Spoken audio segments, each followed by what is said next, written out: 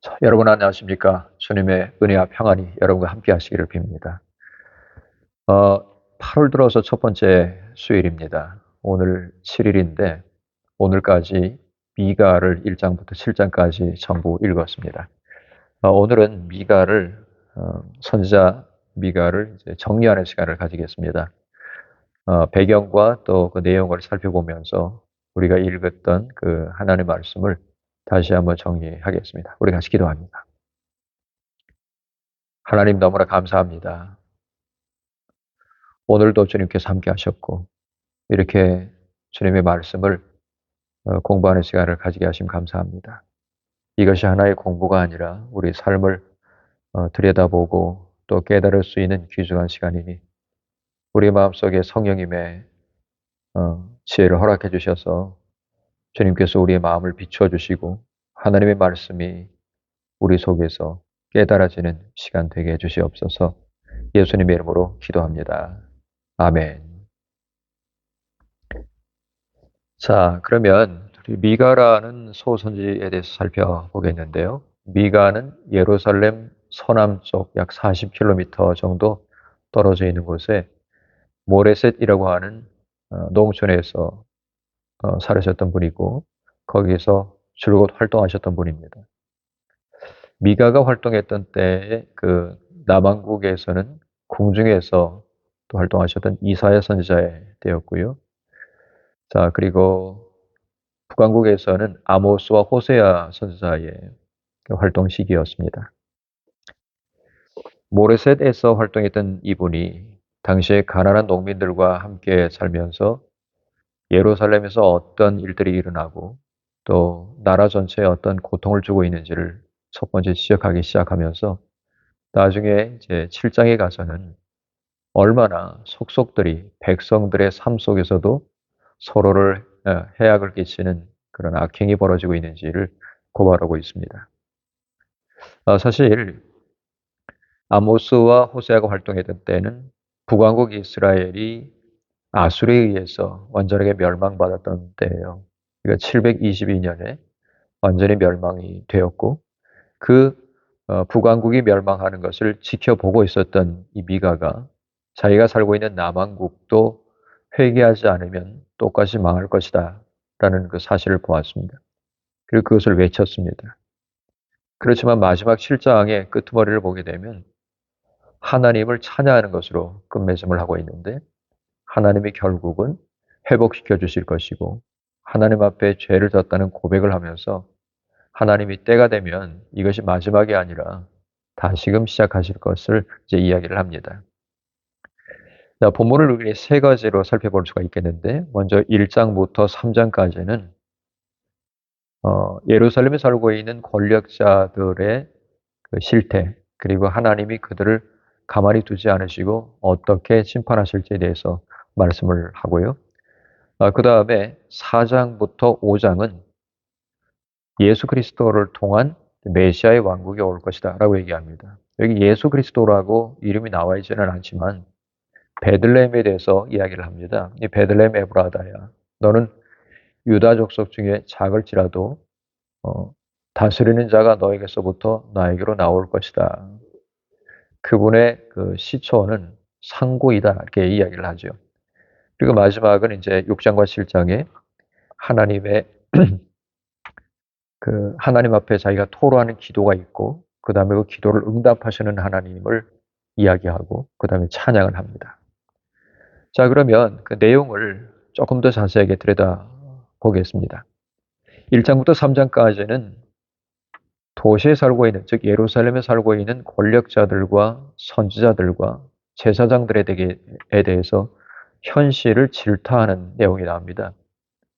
어떤 개혁이든지 현실을 직시해야 바로 볼 수 있어야 현실을 파악을 하고 그 다음에 그 파악된 대로 어디가 잘못됐는지를 깨닫고 다시 돌이킬 수가 있죠. 하나님은 권력자들이 권력을 쥐고서는 잠자리에서 못된 짓을 계획을 하고 아침에 날이 밝으면 그것을 실행한다. 이렇게 이야기를 합니다. 근데 이것이 한 번이 아니라 계속 반복되고 있습니다. 악이라고 하는 것은 습관이 됩니다. 물론 선행도 습관이 되지만 악행도 습관이 되기 때문에 하나님 앞에서 악한 일을 꾸민 사람들은 아주 나중에는 손쉽게 거기에 대해서 죄책감도 가지지 않고서 반복적으로 악을 행합니다. 그러나 백성들이 고통을 당하고 착취당하고 억압을 당하면서 늘 가난한 삶을 살아야 되는 이 고생스러운 삶, 그 현실을 지금 고발하고 있는 거죠.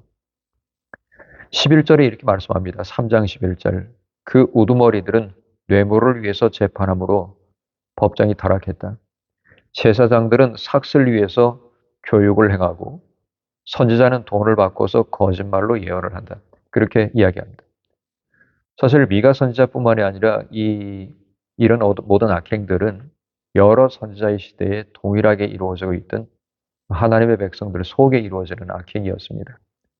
하나님을 모르고 우상 숭배하는 사람들이야 하나님을 모르니까 자기의 악행 속에서 악한 속에서 그렇다고 이제 생각을 할 수 있겠지만 하나님이 우리에게 법을 주셨고 하나님이 어떻게 살아야 된다고 모든 것을 자세히 일러 주셨는데도 그것을 무시할 때 그때에는 커다란 죄악을 짓게 된 거죠.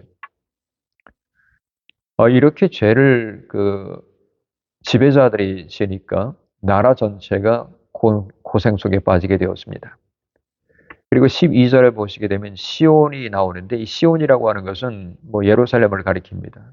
시온은 소위 그 시오니스트라고 요즘에도 정치적으로 아주 뭐랄까요? 아주 극단적인 시오니스트들. 그러니까 예루살렘이 최고이고 예루살렘만 어, 회복된다면은 다른 모든 것은 죽어도 된다라고 생각하는 이 시오니스트들이 요즘 아주 판을 치고 있죠. 예루살렘이라고 하는 것은 하나님께서 지정하신 곳입니다, 사실은. 그리고 어, 이곳에서 하나님 앞에 제사를 드리게 됐고, 나중에는 솔로몬 시대에는 거기에 소위 모리아 산에다가 하나님의 성전을 짓습니다. 하나님의 성전이라고 하는 것은 다른 곳에서 볼 수 있을 만큼 조금 높은 지대에 있었습니다. 아주 높은 산은 아니지만 그래도 다른 지역보다는 고지대에 있었습니다. 그래서 거기를 향해서 이제 올라가는 겁니다.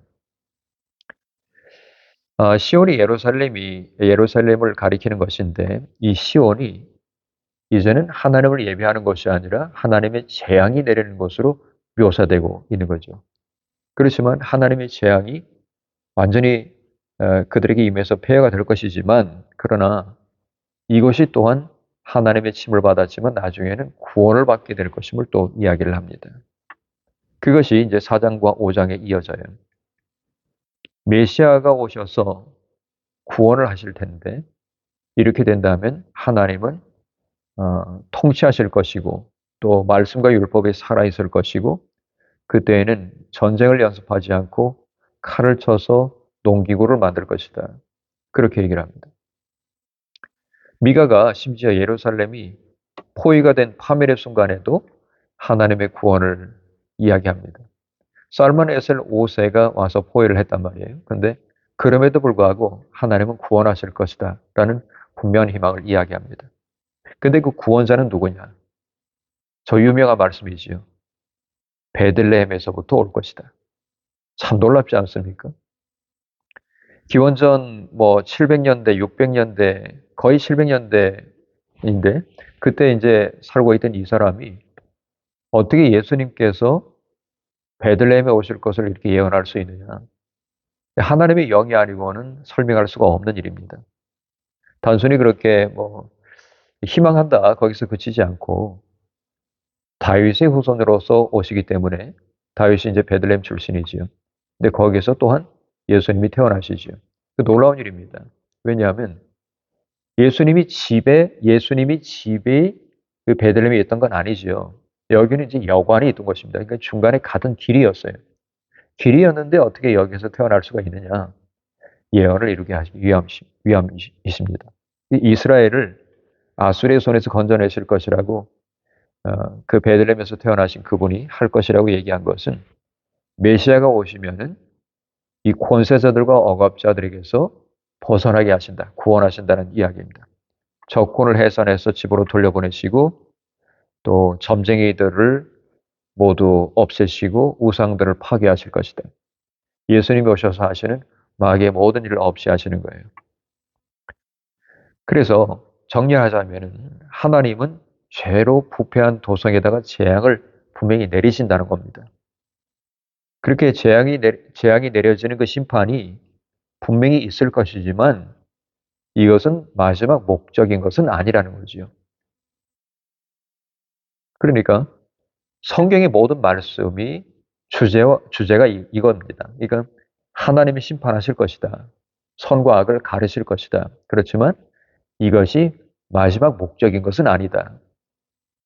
하나님의 완전한 목적은 뭐냐면 구원과 회복이에요. 구원과 회복이 바로 하나님이 하시는 마지막 그 종착점이 되는 것이죠. 심판이라고 하는 것은 하나님의 구원하시는 과정 중에 있는 하나의 것입니다. 즉 하나님이 판결을 하셔야 그래야지 옳고 그름이 분별이 되고 그다음에 잘못했던 사람들은 돌이키게 될 것이고 또 잘못했던 나라들도 심판을 받을 부분은 받고 그다음에 돌이켜야 될 부분은 돌이키게 되는 거죠. 그때 모든 것이 다 정리가 될 것입니다. 이걸 가지고 새로운 세상에 오면은 나라마다 칼을 쳐서 보습을 만들고 창을 쳐서 낫을 만들고 나라와 나라가 더 이상 전쟁을 연습하고 서로 치지 않을 것이다. 더 이상 군사훈련이 필요 없는 세상이 될 것이다. 그렇게 평화로운 세상이 되면은 자기가 갖고 온 포도나무, 무화과 나무 아래에서 편하게 쉴 수 있다. 즉 심은 대로 먹고 살 수 있다는 것이죠. 또 이렇게 심은 것을 열매를 거둘 때까지 아무런 어떤 이동이나 혹은 고통이나 또 심을 받아서 어떤 피난을 가지 않고 거기에 정착해서 그대로 평화로운 모습으로 오랫동안 살 것임을 또 드러내는 것입니다. 이때에 하나님은 인류를 사랑하시는 그분의 사랑을 드러내실 텐데 그 사랑이 나타난 바 된 분이 누구이냐? 바로 예루살렘 모든 것들을 정리하시고 그 다음에 한 왕이 베들레헴에서 나시는데 베들레헴 에브라다야 너는 유다 족속이 작을지라도 이스라엘을 다스릴 자가 내게서 나에게로 나올 것이라. 그분의 근본은 상고에 영원에 있느니라 라고 말합니다. 즉 영원 전부터 계신 분, 근본이신 분, 예수님이시죠. 그가 여호와의 능력과 그의 하나님 여호와의 이름을 의지하고 서서 목축하니 예수님은 나는 선한 목자다 이렇게 말씀하셨듯이 나는 목축하니 그들이 거주할 것이라. 이제 그가 창대하여 땅 끝까지 미치리라. 굉장히 중요한 구절입니다. 5장 2절부터 4절 말씀. 베들레헴은 예루살렘에서 그 서남쪽으로 약 10km 정도밖에 떨어져 있지 않은 곳이고 다윗의 고향입니다. 여기는 다윗의 후손 가운데 오시는 메시아이신 예수님을 희망하는 곳이고 이제 이 베들레헴이 마치 예루살렘을 다시 회복하시는 하나님의 능력이 여기서부터 시작되게 하시는 하나님의 그 구원의 시발점이 되는 거예요. 마지막 6장과 7장 말씀은 세 가지의 중요한 단어로 이루어져 있습니다. 공의, 그 다음에 인자를 사랑하고, 그 다음에 겸손히 하나님과 동행하는 것. 이 세 가지입니다. 자, 여기서 공의라고 하는 것은요, 어떤 법적인 용어일 뿐만이 아니라 하나님의 공의를 얘기해요. 이 하나님의 공의라고 하는 것은 단순히 옳고 그름을 분별하는 것만 얘기하지는 않습니다. 하나님의 의로우심은 무조건 사랑에 근거를 하고 있습니다. 하나님의 사랑 때문에 공의롭지 못한 것은 사랑을 해치기 때문에 그 공의롭지 못한 것을 다시 하나님의 공의로서 고치시는 거죠. 이것이 이 하나님의 헤셋, 은혜로부터 시작되는 것입니다. 자, 이 평화라고 하는 것이 참 중요합니다. 근데 미가가 계속해서 지적하는 것은 뭐냐면 잘 돌아가는 것처럼 보이지만 그러나 이것은 거짓 평화다라는 것이에요. 거짓 평화. 여러분 미국이 자유롭습니까? 미국이 평화롭습니까? 여러분 다들 그렇게 그렇다고 얘기를 하지만 그러나 진정한 자유와 진정한 평화는 좀 멀어지는 것 같습니다. 여러분 그렇지 않습니까? 나라에서 정해지는 법들을 봐도 그렇고 또 목소리를 내는 사람들의 그 목소리를 들어도 그렇고 그들이 외치는 것이 평화를 외치고 또 공의를 외치지만 사실은 그 반대라는 사실을 알 수가 있어요. 진정한 하나님의 평화와 하나님의 공의를 구부러지게 하고 어그러뜨리는 것을 볼 수가 있고 정말 이 모든 것이 구부러진 것이 펴져 있다고 말하고 펴진 것을 구부러졌다고 말하는 그런 세상이란 말이에요. 이것을 가지고 거짓 평화라고 말할 수밖에 없는 거죠. 진정한 평화는 참 평화는 하나님의 고든 정의가 이루어지는 것입니다.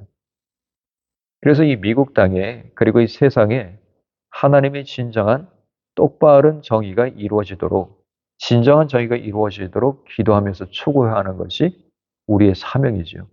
신자들이 우리가 좌로나 우로나 치우치지 말아야 된다는 이유가 바로 그겁니다. 소위 정치하는 사람들이 좌측 우측을 따집니다마는 하나님은 좌측 우측을 얘기하지 않고 오로지 위로부터 내려오시는 하나님의 공의와 사랑을 얘기하는 거죠.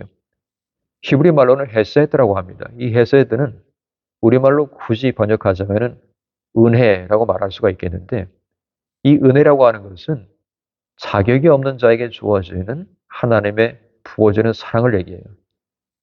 그래서 자격 없는 자에게 부어지는 조건 없이 부어지는 사랑 때문에 하나님의 은혜를 느끼는데 이 은혜에 근거해서 사는 우리로서는 그 은혜를 받는 사람으로서 그 은혜를 업신여기고 자기 마음대로 행하는 불합리함을 본단 말입니다. 이것이 바로 공의가 이루어지지 않는 세상이에요. 공의가 이루어지지 않는 세상에 하나님의 사랑의 뿌리를 둔 공의를 이루고 그 다음에 두 번째로 말씀하는 것이 인자이지 않습니까?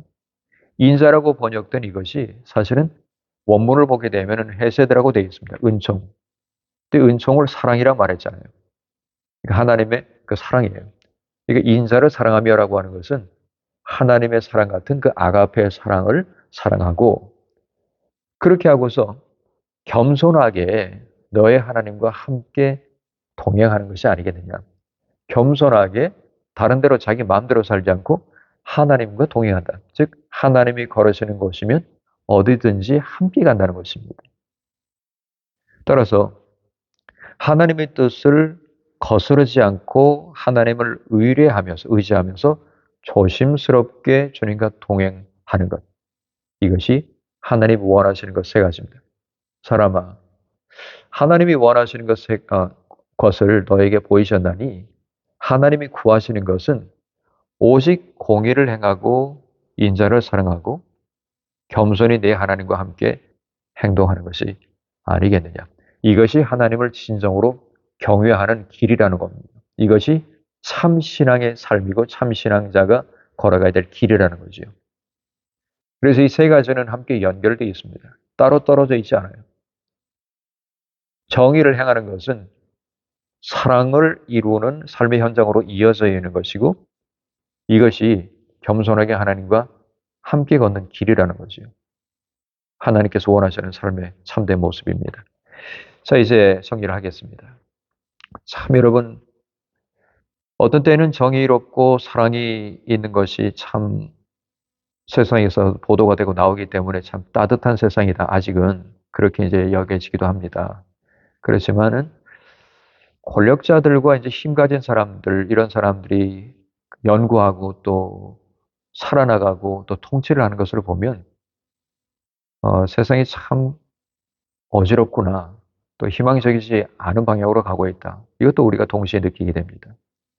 그리스도인으로서 우리는 어떻게 생각하고 무엇을 추구하고 살아가야 할지에 대해서 미가 선지자의 이 말씀이 2024년에도 똑같이 변함없이 적용된다는 사실을 알 수가 있습니다.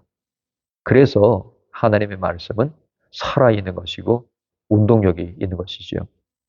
자, 우리가 이제 8월을 이제 시작하는 마당에 첫 번째 수일에 미가를 다시 살펴보았는데 여러분 오늘을 바라보시면서 내가 살아가는 이 현실 속에 내 삶만 이렇게 생각하는 것이 아니라 내가 몸담고 살아가고 있는 이곳에서의 하나님의 정의가 이루어지고 또 하나님의 뜻을 이루는 삶이 내 자신의 그 삶이 될 수 있도록 추구하는 것이 반드시 필요하다는 생각이 듭니다. 우리 그렇게 나갔으면 좋겠습니다. 우리 같이 기도합니다. 하나님, 미가 선지자의 말씀 통하여 우리의 영혼에게 하신 하나님의 음성이 우리의 삶 속에 적용될 수 있게 인도해 주시옵소서. 그래서 하나님의 정의가 이루어지고 하나님의 뜻이 이루어지는 이 세상이 되게 도와주시옵소서. 예수님의 이름으로 기도합나이다. 아멘.